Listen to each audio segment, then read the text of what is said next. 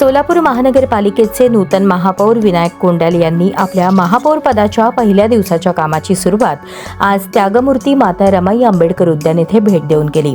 यावेळी उद्यान परिसरात सुरू असलेल्या विकास कामांची प्रत्यक्ष पाहणी करण्यात आली।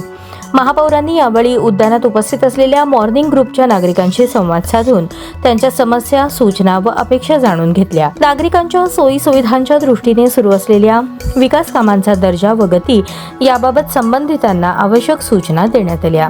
याप्रसंगी त्यागमूर्ती माता रमाई आंबेडकर यांच्या प्रतिमेस महापौर विनायक कोंडाल यांच्या हस्ते पुष्पहार अर्पण करून अभिवादन करण्यात आले।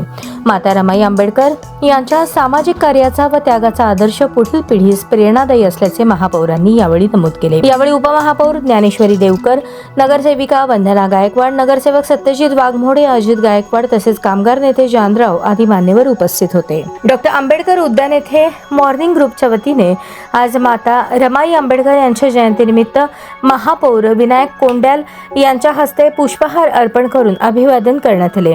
यावेळी उपस्थित मान्यवरांनी माता रमाई आंबेडकर यांच्या सामाजिक योगदानास अभिवादन केले। यानंतर डॉक्टर बाबासाहेब आंबेडकर उद्यान परिसरात माता रमाई आंबेडकर यांचा पुतळा बसवण्याचे काम सुरू असून सदर कामाची महापौरांनी पाहणी केली। पुतळा परिसराची स्वच्छता, सुशोभीकरण तसेच कामाचा दर्जा याबाबत संबंधित अधिकाऱ्यांना आवश्यक सूचना देण्यात आल्या।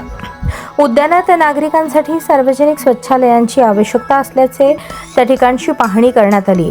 नागरिकांच्या सोयी सुविधांच्या दृष्टीने लवकरात लवकर शौचालय उभारण्यासाठी योग्य कार्यवाही करण्याचे निर्देश महापौरांनी दिले। यावेळी बोलताना महापौर विनायक कोंडाल यांनी सांगितले की डॉक्टर बाबासाहेब आंबेडकर उद्यान हे सामाजिक व सांस्कृतिक दृष्टिकोनातून महत्त्वाचे ठिकाण असून येथे येणाऱ्या नागरिकांना मूलभूत सुविधा उपलब्ध करून देणे ही महानगरपालिकेची जबाबदारी आहे। माता रमाई आंबेडकर यांच्या पुतळ्यामुळे या उद्यानाचे सामाजिक महत्त्व अधिक वाढेल असे त्यांनी नमूद केले।